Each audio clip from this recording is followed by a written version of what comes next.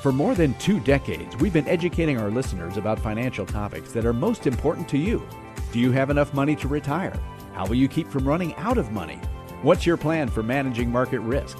What about taxes, inflation, and healthcare? Each week, we talk with an advisor at Lucia Capital Group about these issues and more. This is Managing Your Financial Future. All right, welcome back to the program. Hey, it's podcast time. Still need a really real theme song, Professor Plum. I know we had that intro, and it's lovely, and it's nice music and all that. But wouldn't it be nice to have like a big jingle, like we used to have for our radio show? Remember those? When the budget was unlimited. Well, not only that, but that's when people had jingles. There are no even TV shows. They don't have big theme songs anymore. I remember when some of the theme songs from TV shows made like the top 10. They charted. They went on for like 60 seconds. Yeah. Unbelievable. Anyway, that's neither here nor there. We are here, though. We are here. I'm Johnny Dean, your podcast host, with Professor Rick Plum, CFP professional, certified financial planner professional, and you are the advisor portion, the advisor half of this duo right here. I wanted to talk today. I went back. I love to do this from time to time. Now, I know we're here in like July or whatever. Whenever people listen to these podcasts. But the earliest would be July. Right. They listen to these podcasts whenever. Now, we didn't mention this, and we probably should have, but we don't pay a lot of attention to these. The I-bond rate. Now, the wonderful I-bond rates. Remember I-bonds? These are inflation bonds. They're I-bonds. It's linked to the, CPI something. It's a savings bond. Yeah. The principal is pretty much guaranteed by the U.S. government. Right. And it earns an interest rate that is a combination of two things, a core rate and an inflation factor. So when inflation is very high, you get a very nice rate. And when inflation isn't very high. So these were out of favor for a long time. And when we say a long time, inflation was nothing for a long time. And the core rate was nothing for basically a long time. So they weren't earning very much. Yeah. But they are savings bonds. So they do earn interest for up to 30 years. Yeah. Now, and they have a 5-year penalty for early redemption. So we talked about this, and back in, I think it was November of 22, the variable rate of an I-bond, and this made all the headlines, May of 22, so 2+ years ago, 9.62% it was paying. And a lot of people bought them, including yours truly. Well, you bought it for different reasons. No, I bought it for 9.2%. 9.2% reasons. All right, but you knew what you were getting into. All right. But at that time, that was purely from high inflation. There was no core rate factor to them. Yes. So the all you earned was and that was only 9.6% on an annualized basis, but you only got that for 6 months. Yeah. And because they redo the rate every 6 months, they state it as an annual rate, like you're going to get it for the whole year. You don't. You get half of that rate for 6 months, and then you pick up the new rate for the next 6 months. Yes. And but I figured, the way I looked at it was, interest rates in 22 were still pretty low. Money markets, bank accounts, and things of that nature were sub 1%. And I figured, well, if I get 9.6, I get half of that. What's that? 4 point whatever. For 6 months, and then I get nothing for the next 6 months because you have to hold them for at least a year. Minimum, I could cash it in after a year and earn 4.5%. That was your. So I figured 4.5% is better than anything else I can get at the time, and most likely it won't go to zero, but it did come down a little bit, but not a lot. Yeah. Went down into the 7s, I think, for the next annualized 7 for the next 6 months. Just under 7. It was 6.89. Yeah. Right. So I got 9.6 or half of 9.6 and then half of 6.9. All right. So you wound up with what? And then I cashed it in right after that. Now I did pay a 3-month interest penalty to be able to cash it in, but I still did okay. Still did better than what I had, created as my worst case scenario. All right. Now what you did, Professor Plum, was something that I was going to title this episode, which had to do with chasing yield. Now I'm not saying you were chasing yield. Well, I had some money that I wanted to put aside that I did not want to take any risk with, that I was going to spend 14, 15 months later on something. And so I wanted to put it into a bank account or some kind of safe investment for a little bit over a year. I did not want to take the risk of the market. I did not want to take risk at all with it, but I wanted to get a little bit of rate of return, better than what I could have gotten at a bank. And I got what I wanted out of my money. that's just what it was. Now, you can't make a ton of money. I mean, there weren't people who were out there throwing $500,000 because you can't do that. You're not allowed to. Right. $10,000 a year is basically all you can do per person. Right. So, well, you could, if you set up your tax return, you can get $5,000 as a refund from your tax return in the form of I-bonds. But who plans that far ahead besides maybe me? And I did not do that. Yeah. But you just can't buy that much of them. And I will tell you from experience, maybe they've changed it in the last 2 years or so. Yeah. It was a pain in the backside. Well, it really to open was. the account and to do things. So in back last May, $10,000. And last May, and I think even the prior year, but I can see the title here. We talked about I-bonds, and the title was "When 4.3% is better than 9.6%." How could that ever be? Well, the reality was, it was 9.6 in May, between May and November of 22, and then I think May of the following year, the overall rate had dropped down to roughly 4.3%. Yes. And why was the bond issued in May of 23, better than the bond issued in May of 22, which was paying the variable rate? Basically half of the, and the reason was the core rate, the internal core rate. The worst case scenario, basically, unless we have deflation, was it went up to 0.4%, then it went up to 0.9%. And now it's 1.3% as of this last May. Well, actually, as of last November, they changed it to 1.3. And it stayed there. So the bonds that were issued in November of last year through now are getting 1.3% plus whatever the inflation is over the holding period. Now, in my case, the 9.6 was better than the 4.3 because my holding period was just over a year. Right. But the bond is a 30-year bond. And if you're going to place money there for any length of time, the core rate has a very big impact on your overall return for the holding period. Now, obviously, in my case, it didn't make up the difference of 9.6 to 4.3. But if you're going to hold it for more than a couple of years, and in most cases, you need to hold, in all cases, you need to hold it 5 years so you don't have a 3-month interest penalty. And so to get out of the interest penalty, you're going to hold it for 5 years. That 1.3% really adds up. But it's still a $10,000 investment. It's per person. It's still not a big deal for things. And it's like I said, it wasn't the easiest thing in the world. And I'm not the stupidest technology person in the world, but it wasn't just click and open an account. All right. But the question is then, I guess the question is, okay, you got that amount over that period of time, but what could you have done with the money? Is there something that you could have done that might have been less of a hassle and maybe have been even a little bit better for you? At the time I did it, no. I couldn't find anything. T-bills were not there. Other things were not there. Now, treasuries are there. You can buy treasuries pretty much in any amount, unless your last name is Bezos. Any amount that you have available, if you want to put into something safe, you can buy a treasury that's paying in that high 4s, low 5s, depending upon just how far out you want to go. We still have a little bit of an inverted yield curve. The longer you go, the less you get. What are you at for, say, a year? Right around 5-ish. Okay, 5%. Now, somebody who's looking at I-bonds and said, oh, they just found out that they changed the rate and it's set for the next 6 months. They'd say, well, gee, 4.28 is what it's paying, plus another 1.3 on the 4.2 is the inflation factor. 4.28 is the inflation factor. Okay. That since May 1st, and 1.3. So they say, well, gosh, this takes me up to around 5.6 roughly. Yeah. Right, and that's good. Half of that rate is good for 6 months, and then you'll get the half of 1.3 plus inflation for the next 6 months. But you can't cash it in a year without paying 3 months of interest. So you're going to give back some of that. So if I'm only holding for a year, I would look at it this way, and this is the way I looked at it when I bought it. What's my worst case? I get my half of 5.6. You mean 9.6? No. You mean now? Oh, now. I thought you meant back then. Now it's half of 5.6. Yeah. So, 2.8.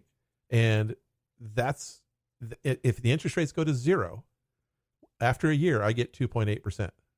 I could buy a treasury for 5%.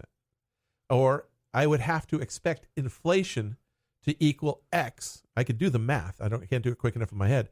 So inflation would have to be pretty high so that even given back 3 months, I'd be ahead of 5% overall for the year. You know, I just don't think it's going to beat the 5% for the year. Well, no, and even if it were, you would expect Treasury rates to be slightly higher during that time, I would guess. 6 months from now, if to get inflation high enough to make the savings bond work, I would expect that. But Okay. I don't expect interest rates to go up that high. Yeah. So and plus Treasuries are just so much. Treasuries and CDs, buying them either through brokerage or through the bank. It's just, I like brokerage because you have a lot more mix of them available. It's just so much easier than, and I'm not limited to $10,000. It is. Now, as we talk about things like chasing yield, and I'll get to that in just a moment, there are people who don't want to lock up their money, even at that rate, because they suspect that interest rates, they don't know where they're going to go, but they suspect there's something better out there, and they hate locking their money up. One potential avenue for some people might be, say, a money market fund. Well, they've got the high yield online savings accounts, which are FDIC insured for the most part. And they're liquid. Liquid, where you can transfer it to your checking account. You link it to your checking account. It takes a day, maybe sometimes two or three. Yeah, but to get your money back. Or you can do money market accounts. Almost all the big companies, Schwab, Fidelity, whoever else, they have money market accounts with basically no minimums. So any amount of money that are earning in the currently 5% range, give or take. Yeah, 5%. And now, just money market accounts are not FDIC insured. They're not guaranteed by the government. But there's only been one in history that's ever not been valued at $1 per share. And that was back in 2008. That was 2008. The reserve fund broke the buck. Right. But the company behind it stepped in and said nobody lost a dime. Yeah. But that wasn't FDIC. That was the company. So they're pretty safe. They're not as safe as FDIC, but they're liquid, they're available, and they're in that same range as Treasuries right now. The only difference is I'm not locking it in.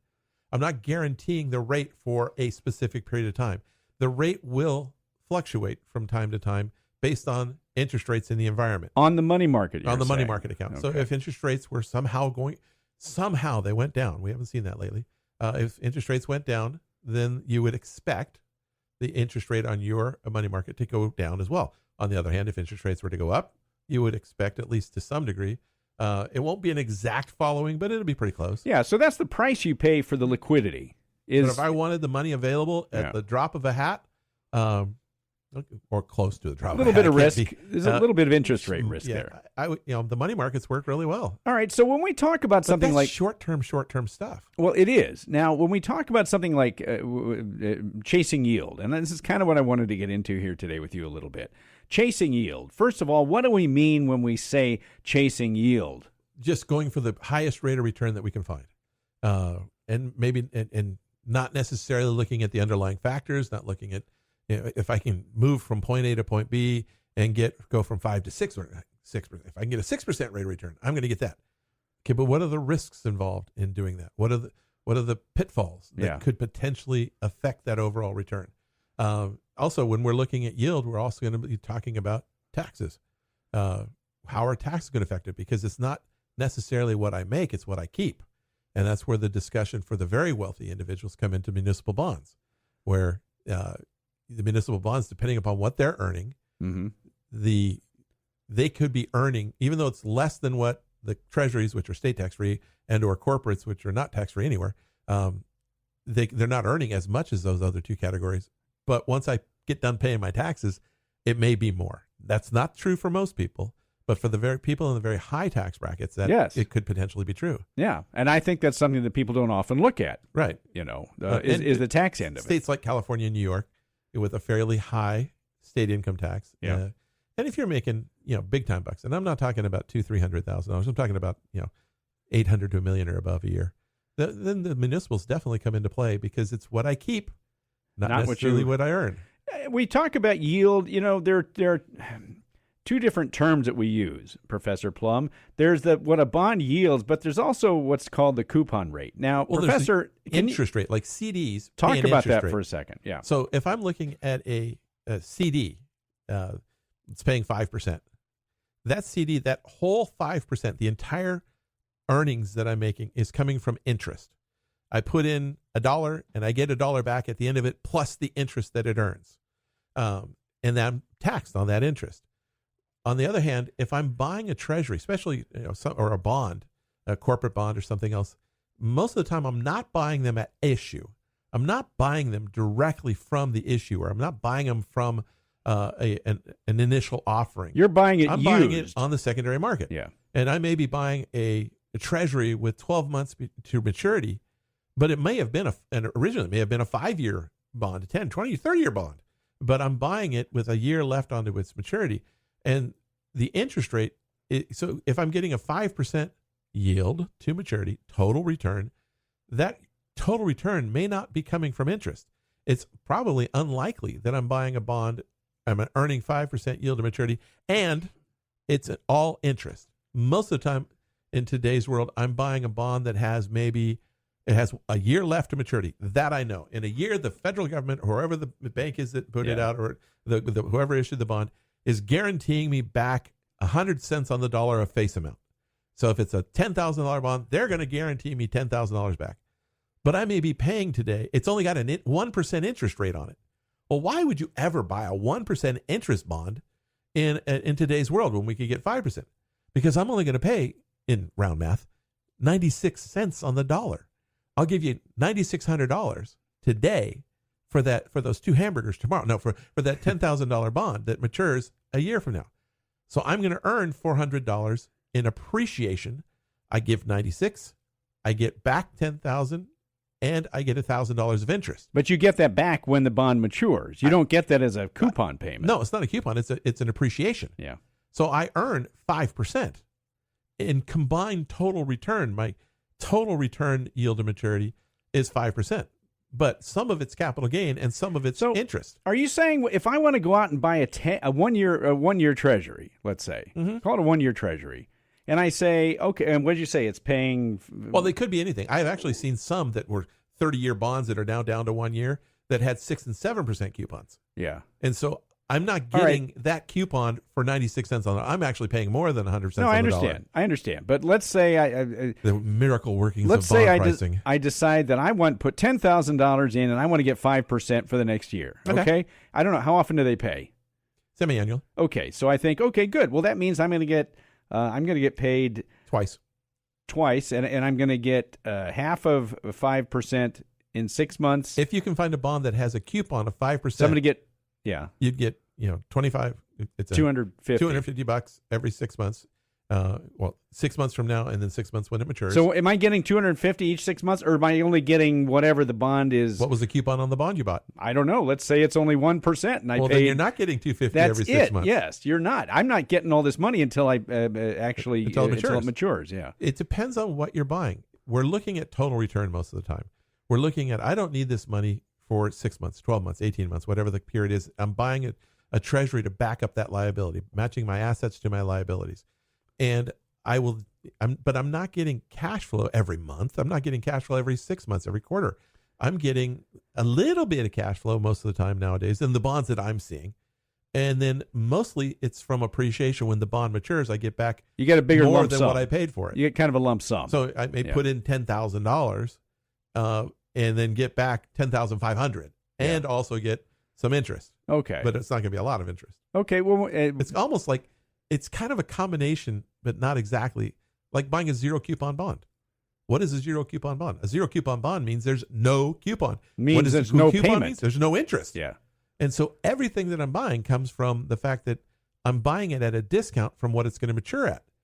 In the reality of what we're buying with bonds today, the interest rates are very low. So we're getting discounts kind of like zero coupons, but not as much because there is a little bit of interest. How much? Depends on what the coupon rate is on the bond.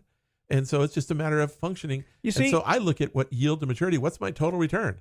And that's one of my deciding factors. You know, there's a lot of talk here in our discussion, and I just wonder if our listeners are saying, man, it's complicated. Yield to maturity, and you're talking about coupon rates, but you're also talking about yields, and what's the difference, and I don't get this, and I'm buying something at a discount.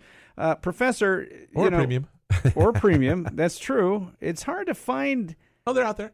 You can find some older bonds that have only not that much longer left to mature with some very nice coupons on them. And so you can buy. What were they 30 years ago, I guess? Probably 7 for the 30-year bond. What was that, early 90s now? Yeah, it was, wasn't it? Mid-90s. Yeah, early to mid-90s. Okay, yeah. Well, even so. Okay, yeah, mid-90s. a good mortgage was 7%. It's true. How do people know? How do people know what they're buying when they buy? Most people just look at the rate that they're going to get. They do this with annuities. They do this with bonds. They just see a big number somewhere. With CDs and annuities, you can tell because they have a stated interest rate. Yeah. Fixed annuities we're talking about. And CDs, they have a stated interest rate. And all your return is coming from that interest rate. But with bonds that you're buying, unless you're buying them at the issue, and even then there may be some discounting involved or some other things going on, you're buying them on the secondary market. And you're buying the secondary market, there is a correlation between the coupon rate, the interest rate that bond is paying, and the price of that bond today comparable to its maturity value. Because it's going to be hopefully it's a nice round maturity value, 10,000, 1,000, some, Yeah, okay. But you're probably not paying $10,000 for a $10,000 bond. You're paying something less than because the interest rate is lower than today's market, or something more than because the interest rate is higher than today's market. And so you have to at least understand the pricing of it, or just trust the person that's helping you. Well, and I'd like to do a little both. You mean like the person who's advising you? Well, in this situation? I'd like you to understand it, but also, have somebody trust somebody, have somebody to trust. It becomes, the whole idea of bonds just becomes very confusing to people. Well, the whole idea that bond values go down if interest rates go up, or bond values go up if interest go down, that's a foreign concept to most people. They don't quite get the idea of why does that happen. Well, and this is where the chasing yield, I think, there's a danger in doing this kind of thing, Professor Plum. Yeah, I mean, you could find a bond today that probably has a 7 or 8% coupon interest rate, but that doesn't mean you're going to earn that interest rate as a total return between now and when that bond matures. Because today's interest rate environment is a 5%, call it a 5% interest rate environment. So if I'm finding something that's paying 6%, unless it's high risk or has some other problem with it, some other thing that says this bond needs to pay me more, everything else being considered equal, everything else, considering the safety and the maturity of it, you're not going to get a 6, 7, 8% interest rate from here to maturity with a high quality, high value treasury, but you can find them with a coupon that high. So how are people supposed to know what they're getting? How are they supposed to? Obviously, most people want two things. They want a high yield and they want safety. Right. Now, I don't know how you can necessarily have both. We'll go back to one of my favorite sayings, which you don't know that much about: trust but verify. Well, I remember that. Yeah, that was like 40 years ago. You don't remember me saying it, but no, I remember a president of the United States saying that. But yeah, try have them show you what you're getting, and have them explain to you: am I getting this all from interest, or is this what did I pay for this bond? You paid 96 for it. You paid 98 for it. If it's the longer it is between now and maturity, potentially the lower value you're going to pay, because with a low interest rate, you got to make up that multiple years worth of loss of interest. Okay, so how do you ask questions? Well, understand what you're buying. And you've said before too, we've said this many times, that the real number you need to look at on any bond is the yield to maturity. I always start with what am I actually earning yield to maturity, total return, point A to point B on an annualized basis. What am I coming out of this with? And so if I've got two bonds of equal yield to maturity, of equal maturity, but they have different interest rates, now it's a matter of, okay, how do I choose between the two of them? Well, now it kind of comes down to, we can play taxes a little bit, and it also depends on how much it is. But if they're both treasuries, they both have the same rate of return. If you're buying them in an IRA and taxes don't come into play, and they both have the same exact maturity, same exact yield to maturity, one has a 2% coupon, one has a 3.5% coupon, maybe you have a third option at 0.25%. I don't care which one it is. I'm getting the same ultimate overall rate of return from those three options. If it's in my personal account, there's a slight tax play one way or the other. So how do you do this? When you put together for, like, say, a bucket strategy, I know you include bonds as we do. We will ladder bonds as bucket number one. We'll ladder out different types of bonds from time to time, too. We may be using treasuries or CDs. Again, it depends on whether I'm dealing with a taxable account in a state like California or an IRA, where there's no taxes paid. I'm looking at laddering out bonds for the cash flow that we need at the times. And what I found that depending upon the size of the account, you can't do this with smaller accounts, with the larger accounts. Once they get out to the 3-year mark or so, generally the fixed annuity pays a better rate over 3 years than a treasury over 3 years. So I can put a 1 year, 2 year bond in place, and then the 3-year fixed annuity comes due, and then ladder out. So, but you got to have a bigger account to that, because to get the good rates in annuities, you got to be 100,000 plus. Yeah, just for that block. Right. So you got to be spending 100,000 or 80,000 a year or more. We talk about also the risks of somebody who does what's called a balanced portfolio, systematic withdrawal in a balanced portfolio. Well, that's a different problem. That's sequence of returns. Well, it is. But, in the old days, it was, if the stock portion isn't doing well, the bond portion is going to make up for it. And when the bond portion isn't doing well, the stock portion is going to make up for it. So what's the difference? Because they don't make up dollar for dollar, and at times they do. Even when one goes up and the other goes down, they can still be an overall negative. And if I'm pulling money out of it, I never want to be in a position where I'm pulling money out of something that's negative. So when you use bonds as part of a bucket we're doing strategy, ladders that mature. Yeah, you're taking it out to maturity. So if I want to spend $50,000 a year, I'm just saying from bucket number one, maybe I ladder out 6, 12, 18, 24, then down the line of $25,000 bonds, so that every 6 months, $25,000 comes due. I'm spending $50,000 a year. That covers my spending need. Maybe I have an emergency fund off the side to make sure that I have for other things that are unexpected. But I have no chance of not having $25,000 every 6 months if I've done that correctly with treasuries and CDs and things like that. I know for a fact. I don't care what the bond market's doing. Interest rates could have skyrocketed, but it doesn't matter. I got the rate of return that I was happy with when I bought it, and it matured at the time I needed it, and I spent it because I had fun. Well, because you knew from point A to point B, here's what I'm going to get. If I make it to point B, I got to make it to point B, and this is what I'm going to get out of it. Now, this comes back to something like the I-bond that we talked about at the top. Professor Plum, you don't know what point B is going to be with that. No, because like we talked about, at best, you have to hold them for at least a year. At best, the rate that you're buying into today is 6 months. You're going to go through at least one interest rate change where you don't know what the rate is. And the way I did it was I assumed 0. And if I was still happy with the return over the first year or the year, then I was happy with the investment. Anything else was gravy. But you don't know, because they change every 6 months. The only thing that doesn't change, and this is why those bonds that were purchased back with that 9.6% rate 2 years ago in 2022 are not as good as bonds issued after that, because the core rate on the savings bond was 0 then, and at least now the core rate's 1.3%. So I'm going to get 1.3% plus inflation going forward on the new bonds versus 0 plus inflation on the bond that I've had for 2 or 3 years. And the core rate on an I bond stays with it for the life of the bond. The core rate does not change every 6 months. And it stays with it. The core rate for newly issued bonds potentially changes every 6 months. But once the bond is issued, that bond is issued with a core rate that stays with that bond for the length of that 30 years. The inflation factor, even on any issued bond, changes every 6 months. Yeah.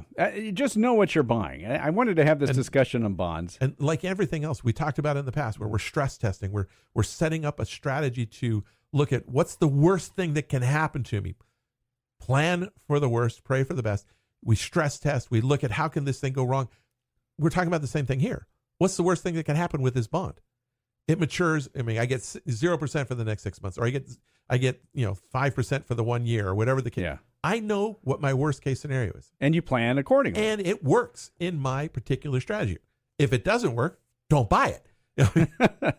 Good advice right there. Sage advice from people who even aren't certified financial planner professionals like you, Professor Plum. I hope this wasn't too technical for folks, but it's important. Oh, it was.